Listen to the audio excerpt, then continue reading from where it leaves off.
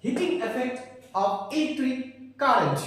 Today I came with this topic. This is one of the most theoretical concept and theoretical concept of electric current. And today I will also discuss how to derive the Joule heating law also. So for that you should have the concept about theoretical concept about electric current and how does it works, how the electrons, how the current is flowing through a purely resistive circuit. For these considerations I have drawn a diagram here. This is a diagram. Its description is like that: a static current in a purely resistive electric circuit.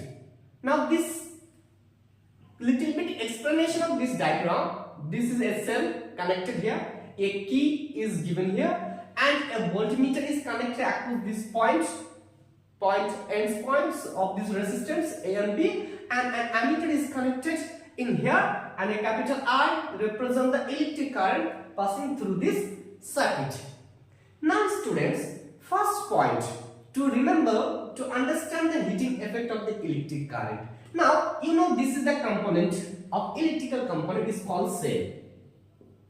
So what is the function of a cell? Cell is an electrical component that stores the chemical energy. Now this chemical energy need to convert interconversion of chemical energy into electrical energy. So electrical energy is the source.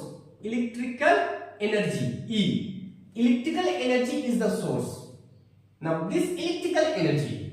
Now second point, the chemical reactions, because it have to have reactions. The chemical reactions across the two ends of this cell. This is positive terminal of the cell. This is the negative terminal of the cell. So these two terminals, there is a chemical reaction that generates inside the cell, that will generate the potential difference. What will generate? Potential difference. PD is a potential difference generated across these two terminals of a cell. Now, then after what will happen? This potential difference sets the electrons. Electrons are present in this cell. So this potential difference sets the electron to move inside the conductor. Inside the resistor. Now electrons will be moved. Sets electron to move in the motion. Sets the electrons in motion to pass the electric current throughout this circuit. Set the electric current to pass the electric current throughout the circuit. Now, as you know, when the current is passing through the circuit, second point, now current is passing. In order to continuously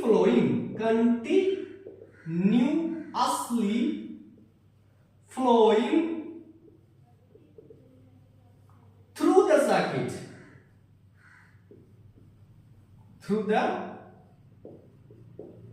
electric circuit. Continuously passing the current through the circuit. In a steady current have to pass through the circuits. In order to this purpose, the cell need to expand, cell need to release its energy. That means that cell need to release its energy to give out the energy to the system. Energy will be given to the system, to the circuit. System means to the circuit. Now this energy is now that will be generated by the cell, source of energy, in order to flow continuous flow of this electric current. Now question is arise, where does this energy go? Now this energy concept go. First what happened? Electrical energy. Now this electrical energy, chemical reaction takes place.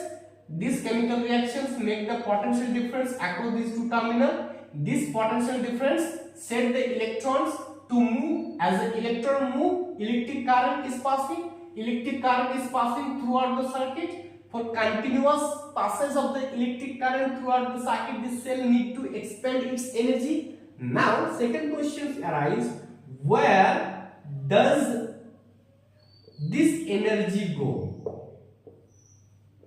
Where does this energy go? Where it will go? So, if I ask these questions, where does this energy go? Answer will be in 2 points, two thought. For example, some part of the energy, a part of the energy, electrical energy, electrical energy, a part of the electrical energy is may be consumed in order to do a useful work. What is called useful work? Useful work, for example, to rotate the beams of a fan, or blades of a fan. So one part of the electrical energy is used to useful work, to rotate the beams of a fan or blades of a fan. Now second parts. So others, second part of the energy,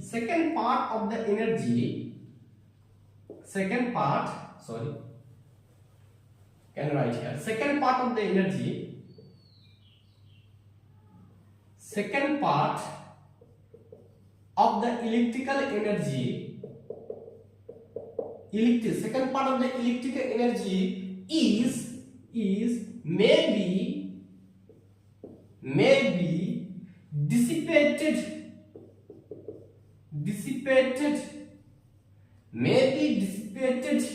to heat to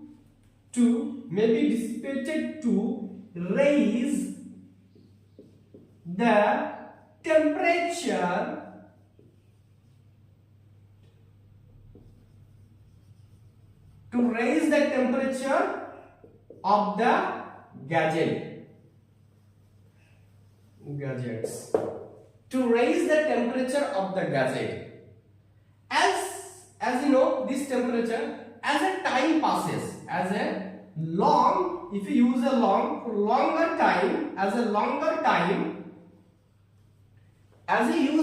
time, now this, if you use the long time for this electrical gadgets, so what will happen? This as long as time passes, as long as time passes is there, that means for longer period of time,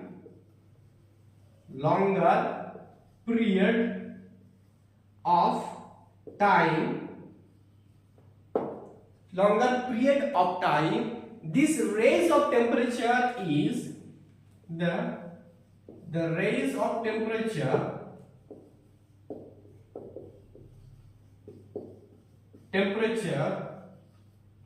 is in the form of a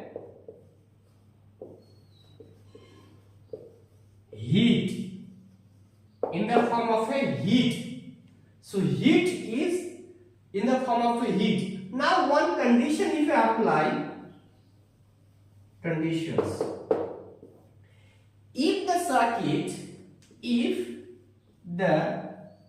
circuit is purely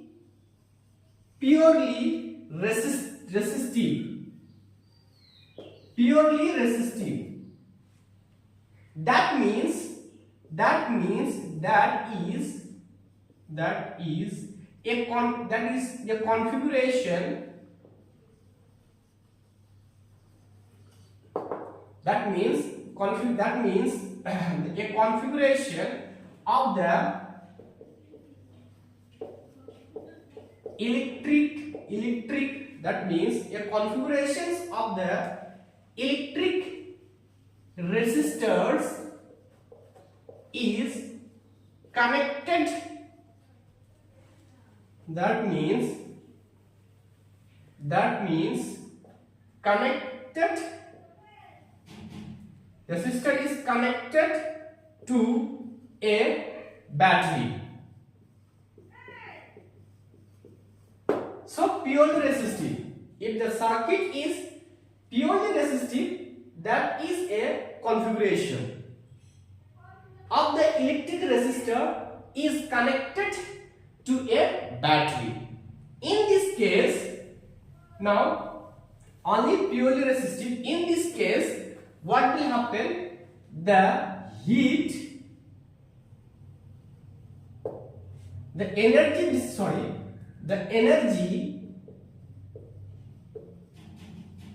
is entirely dissipated in the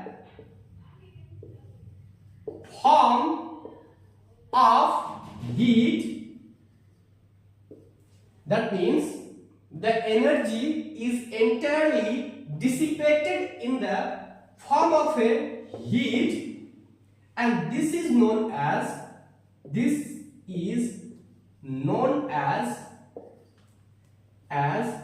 heating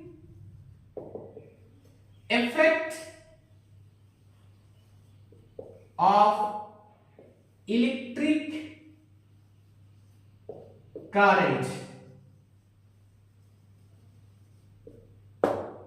Heating effect, this is known as the heating effect of electric current. So some of the device, if I give an example, it becomes easy for you. For an example, electric iron, electric heater, electric iron, electric heater, etc. So, I want to summarize some points about the theory. What is the main points? Cell, first point. Cell has a chemical energy. This interconversion, electrical energy. Now, electrical energy is the source. Now, chemical reaction takes place inside the cell. Two terminals generate the potential difference, and this potential difference set the electrons to move in motions. When electrons move in motion, electric current I is passing through the circuit. As the electric current is passing through the circuit, next conditions, how long the electric current will pass continuously through the circuit is a matter. For that one, we have to continuously supply the energy from the cell. That means the cell need to continuously expend its source energy for complete continuous, so that the electric current continuously flow in the circuit. That concept is used. Then after, where does this energy go? Who consumes this energy? How the energy is taken by the system? Some part of the electrical energy is maybe used to do a useful work. Useful work, for example, moving a fans. So moving of the blades or the wings of the fan and useful work. Next part of the electrical energy may be used to raise the temperature of the gadgets.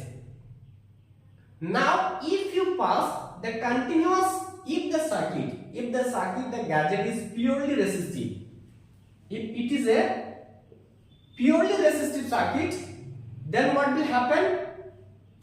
Entire energy will be dissipated in the form of a heat. Entire energy will be dissipated in the form of a heat, and this heat is generated in particular electric devices, and it is known as heating effect of electric current. Some example: electric iron, electric heater, etc. Second part of today's discussions is Joule's law of heating. How to get a mathematical equations of Joule's law of heating. This heating is going on. So what will be the derivations for Joule's law of heating? For we need to use some concept. So this is an electric circuit, and we know that a dynamic physical fundamental quantity is passing here. flowing through this circuit. Dynamic physical fundamental quantity, that is I. Now this electric current is passing through a circuit at a particular time interval at a t of this circuit. Now we know that current is flowing not by itself. We need to do some work in order to move or to flow the electric current. Now because potential difference generate the electrons to move, so there is a work done, and we know potential difference equal to work done per unit charge. Per unit charge. Now we know that work done is equal to product of voltage into Q, electric charge. This is one equation. Now second part, we need to replace Q. What is Q? You know, electric current is a rate of change of electric charge per unit time. So time, for we are substituting here, work done is equal to V into Q is equal to, from this equation, product of electric current into time. So here Q replacing here is I into T. So W is equal to V I T. One concept. First concept, V equal to W by Q. W equal to product of potential difference of this cell into to set the electrons to move. Second concept, Q replace product of current into time. So W equal to V into IT. W is equal to VIT. This is a second equations. This is the first equations. Now third point, what we will do? Third point, we will define power. What is a power? You know that power equal to rate of doing work. Power is equal to rate of doing work. So power input here equal to, substitute the values of work here. What is the work? VIT. So VI into T divided by T. Now this T cancel each other. Now power become product of voltage into electric current. So we can write that power is equal to, so these equations, put these equations as a 3. Got the idea? Put these equations as a 3. Now third concept, we will use that. So power we get product of I into V. Now we have to introduce the heat. Again we use power equal to W by T, or power equal to H or E by T here. So we need to H from here equal to power into time, because heat is a form of entirely heat is dissipated in the electrical gadgets. So now I am substituting H equal to P. P means here product of voltage into current, T is time. This equation number 4. Now next concept we are using, as we told, it obeys the Ohm's law by the considerations of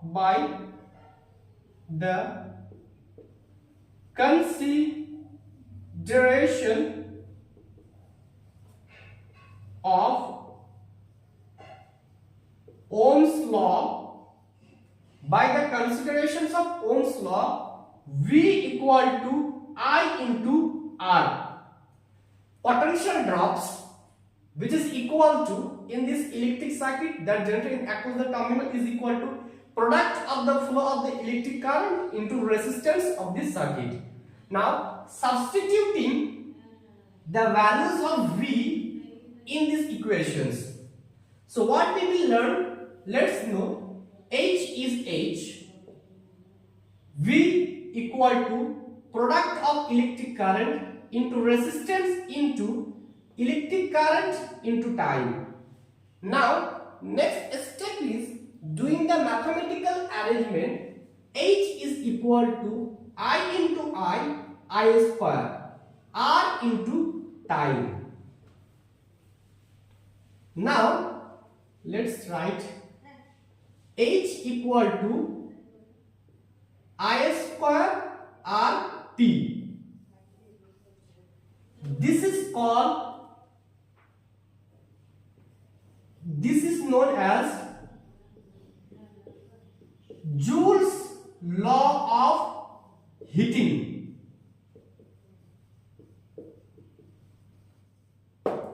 This is known as Joule's law of heating. H equal to I square RT.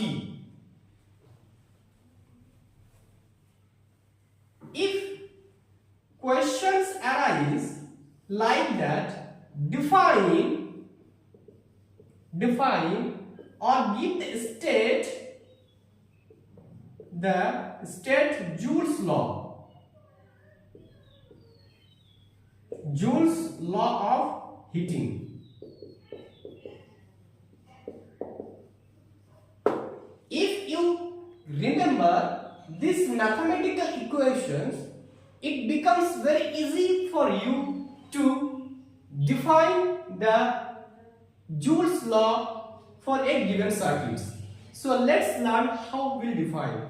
Joule's law states that heat dissipated in the electrical gadget is directly proportional to the square of the electric current I. Second point, heat is dissipated is directly proportional to resistance of the circuit. Third point, it is also directly proportional to the time period of the circuit.